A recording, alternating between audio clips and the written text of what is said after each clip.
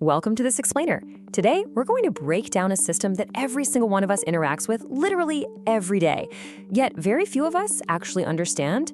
I'm talking about the banking system. You see, the hidden machinery of banks is far more complex and honestly a lot more fascinating than it appears on the surface. Let's dive in.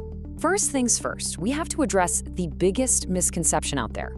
What most people think is that, you deposit your money and the bank acts like this giant impenetrable vault, just keeping your specific cash safe and sound until you come back for it. Well, we need to shatter that illusion right now. What actually happens is that the second you deposit your money, the bank uses it. Your money does not rest. It instantly becomes active capital. Let's track the real journey of just a single deposit. Say you deposit 1,000 rupees into your savings account. Almost instantly, the bank takes functional ownership of that money. And here is where the economy really shifts into gear. They use your deposit to issue loans to someone else. That cash you just handed over, it never gathers dust. It is put to work immediately. This perfectly illustrates a concept known as the fractional reserve system. Basically, it's a banking framework where only a tiny fraction of total deposits is actually backed by physical cash kept in the vault. This system allows the vast majority of funds to be continuously lent out. It is the beating engine of modern finance, and it operates entirely on one calculated mathematical reality: the fact that not everyone is going to ask for their money back at the exact same time. So let's look at the real business model, the interest engine. The pure math of it all reveals the true core of their earnings. Let's break it down. Say the bank takes your deposit and lends it out to a business owner, charging them a 10% interest rate. Meanwhile, the bank pays you, the original saver, a modest 3% for the privilege of using your funds.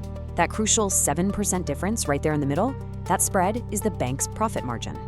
They generate immense wealth simply from the gap between what they charge to lend and what they pay to borrow. But understanding this spread leads us to a much deeper, honestly more profound question. When banks lend out all these funds, do they simply transfer existing money from one person's savings account to another person's loan account? No, banks actually create money. Let that sink in for a moment. When a bank issues a new loan, they aren't just shifting your specific 1,000 rupees into a borrower's hands. New money literally enters the global financial system in that exact instance. In economics, we call this money expansion. It's the process where money isn't merely transferred between parties, but its total overall supply is actively expanded through the sheer act of lending. Banks are not passive warehouses. They're highly active creators of capital. When a bank approves a loan and just types a balance into a digital account, that money is effectively willed into existence. Now, beyond loans and money expansion, there is a secondary, hidden earnings engine running silently in the background of your life. We're talking transaction fees, late fees, monthly service charges. You might look at a tiny deduction on your statement and think, oh, that's insignificant.